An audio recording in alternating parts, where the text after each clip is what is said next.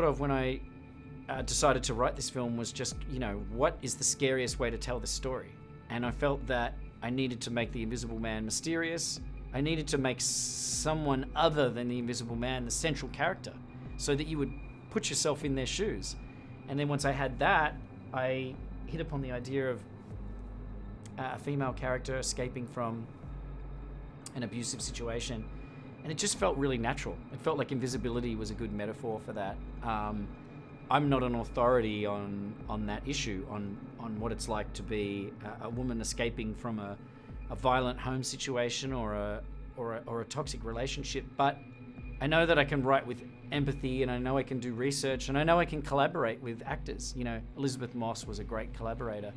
To me, she was one half of our dynamic duo. She was the female perspective, and so I was very open to her ideas and insights. I never shut her out once because she had this invaluable insight that I didn't have. I found something that can prove what I'm experiencing. You need help. Adrian is dead. I went to his house today. He's not dead.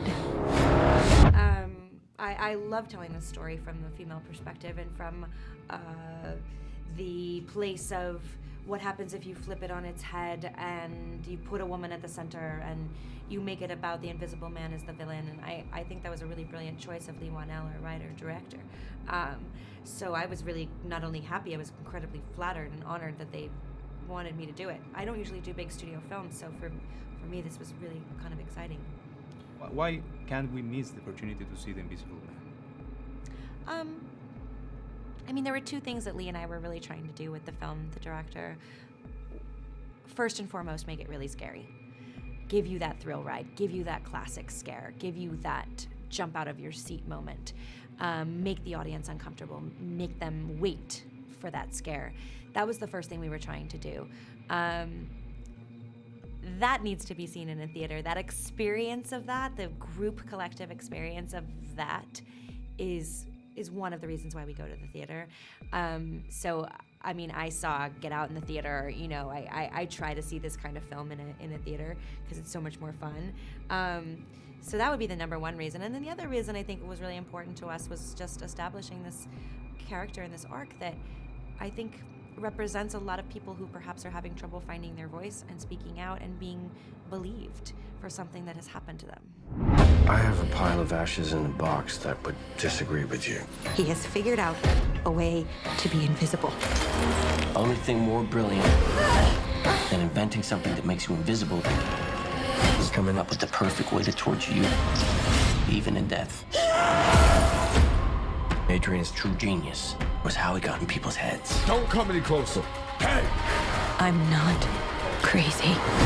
After reading the script and getting in touch with Elizabeth, what do you think of the approach to telling the story from Cecile's perspective? I think it's really important, and I think that's again why Lee has created a really interesting movie, because if we look at the way historically and still to nowadays how women and men, but in our case women, are in these situations and stuck in these relationships and are asking for help, and what seems to happen historically is that we say that they're crazy, or we say that there's something wrong with them, and we don't believe them. And I think that that's what's so brilliant about what Lee's written. He's written a movie about a woman not being believed when she is in dire need of help.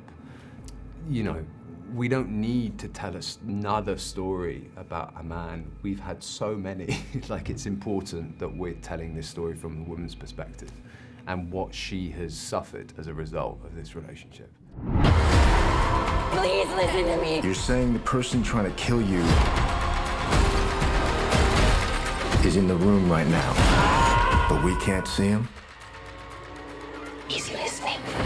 I feel like I learned with this one that you can have a horror movie and you can have like a sci-fi film, but also implement a message in that and implement a message in a genre piece. It doesn't always just have to be straightforward, and I love that The Invisible Man is something that we're reimagining and something that people have loved for so many years, but we're also implementing a woman who is going through trauma and has been going through domestic violence, and she really has to step outside of herself to save her life.